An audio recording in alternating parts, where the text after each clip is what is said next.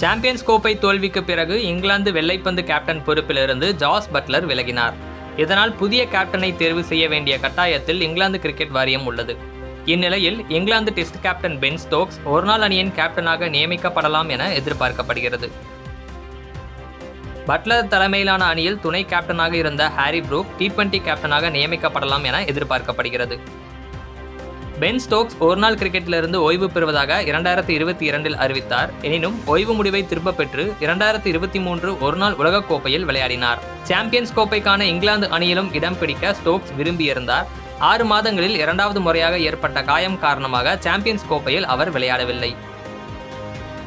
Ben Stokes வெள்ளைப்பந்து அணியின் கேப்டனாக நியமிக்கப்படுவது பற்றி இங்கிலாந்து கிரிக்கெட் வாரியத்தின் நிர்வாக இயக்குனர் ராப் கீ செய்தியாளர்களிடம் கூறுகையில், நான் பார்த்த மிகச்சிறந்த கேப்டன்களில் பென் ஸ்டோக்ஸ் ஒருவர். எனவே கேப்டனுக்கான பரிசீலனையில் பென் ஸ்டோக்ஸ் இல்லை என்றால் அது முட்டாள்தனமானது. அவர் நம்ப முடியாத அளவுக்கு தந்திரமாக செயல்படக்கூடியவர். டெஸ்டில் இதை பார்த்துள்ளேன்.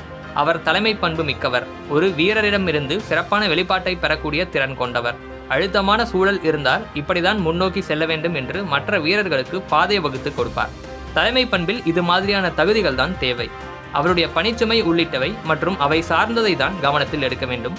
மற்ற விஷயங்களை ஆபத்தில் ஆழ்த்த விரும்பவில்லை. ஹாரி ப்ரூக்கும் அற்புதமான கேப்டனாக இருக்கலாம்.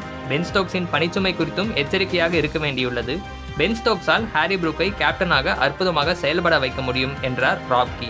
2022க்கு பிறகு தலைமை பயிற்சியாளர் Brendan McCullum captain Ben Stokes கூட்டணியில் இங்கிலாந்து டெஸ்ட் அணி 35 டெஸ்டுகளில் 22இல் வெற்றி பெற்றுள்ளது.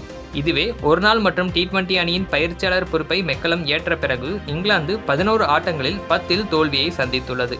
எனவே ஸ்டோக்ஸ் ஒருநாள் அணியின் கேப்டனாக நியமிக்கப்படும் பட்சத்தில் மெக்கலம் வரவேற்கவே செய்வார் என எதிர்பார்க்கப்படுகிறது.